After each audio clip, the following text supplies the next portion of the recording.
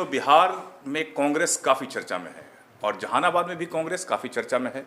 हमारे साथ मौजूद हैं जहानाबाद के नवनिर्वाचित जिलाध्यक्ष गोपाल शर्मा जी और प्रवक्ता हैं अशोक प्रियदर्शी जी। इनसे बात करेंगे कि क्यों चर्चा में है। आपके जिलाध्यक्ष बनते ही कांग्रेस पूरा चर्चा में आ गया।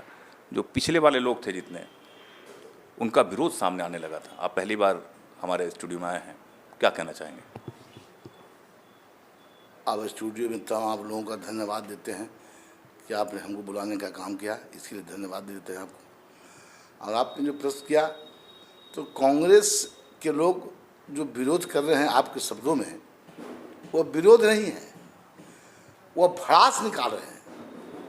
हमको किसी से विरोध नहीं है और हम जो विरोध करते हैं, कर रहे हैं, जितने भी साथी हैं कांग्रेस के, मैं उनसे विनती करता हूँ, अनुरोध करता हूँ हाथ जोड़ करके कि आप कांग्रेस के सिस्टम में आइए, नेतृत्व में आइए, नेतृत्व में आस्था व्यक्त कीजिए।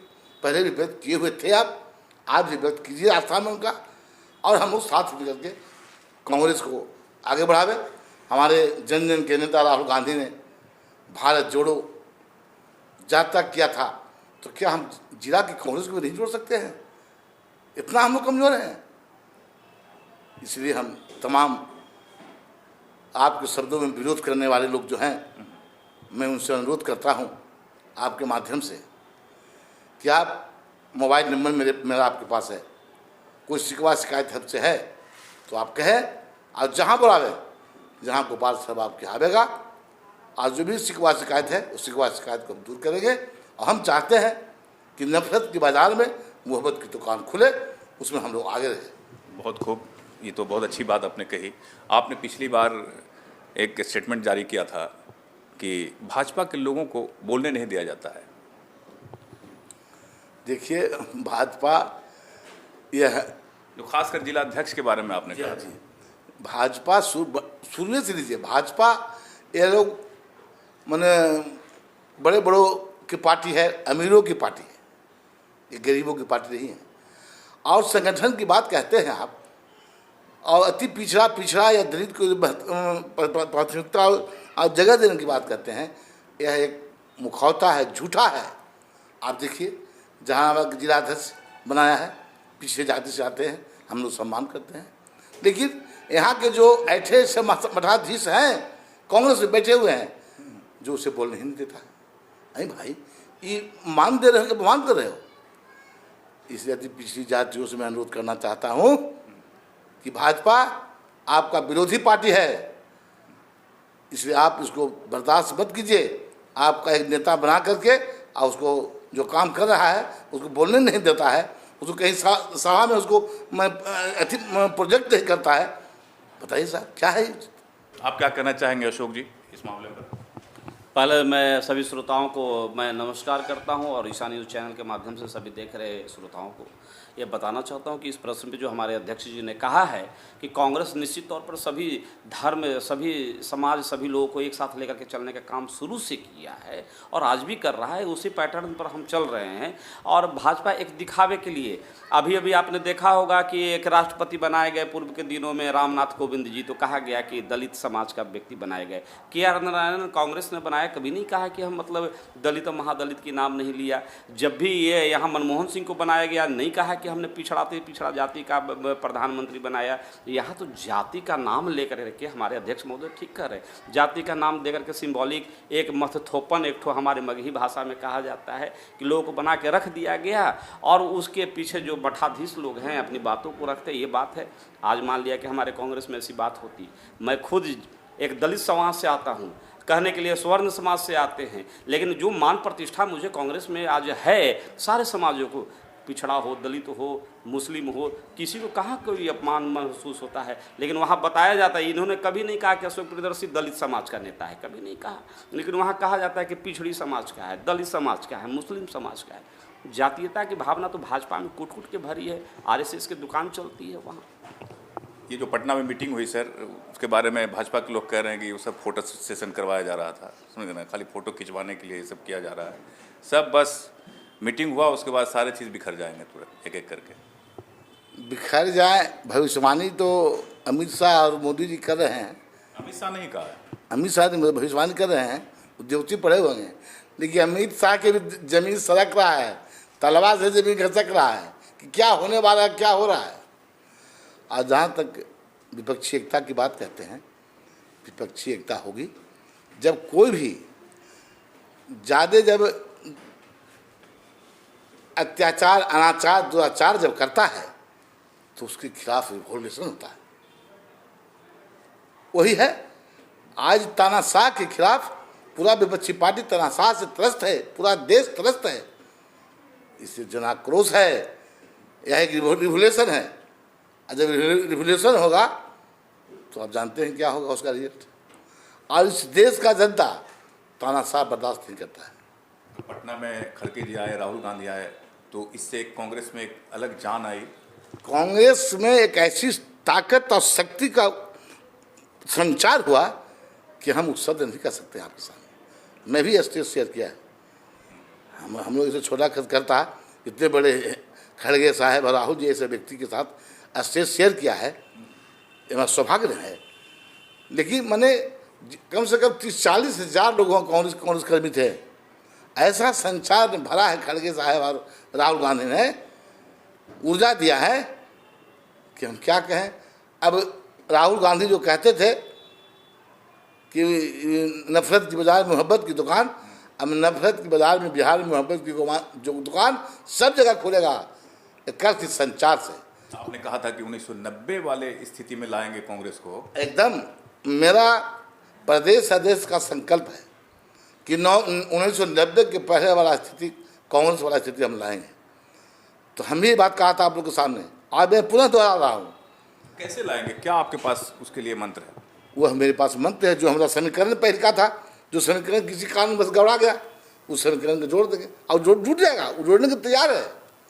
जब अत्याचार दुराचार हमसे होगा तो भागवे न करेगा अपना समीकरण में।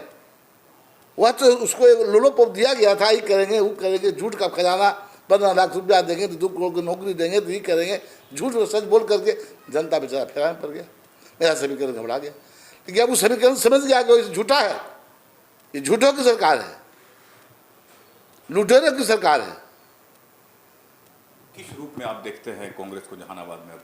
जहानाबाद में देख रहे हैं 1990 से पहले वाला स्थिति बहुत जल्दी आ जाएगा आपको रोड पर।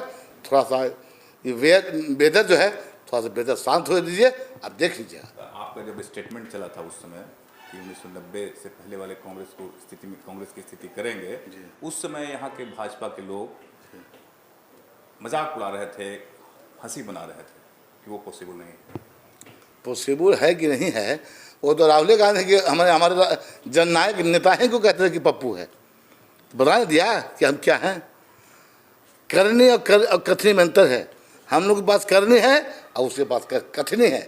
जो बोलता है भाजपा वाले लोग, टॉप नीचे से लेकर टॉप तक नेता उसका झूठे बोलता है, फरेबे करता है, यही उसका काम है। यही करके सत्ता में आ गए हैं। सत्ता में आ गया झूठ बोल करके।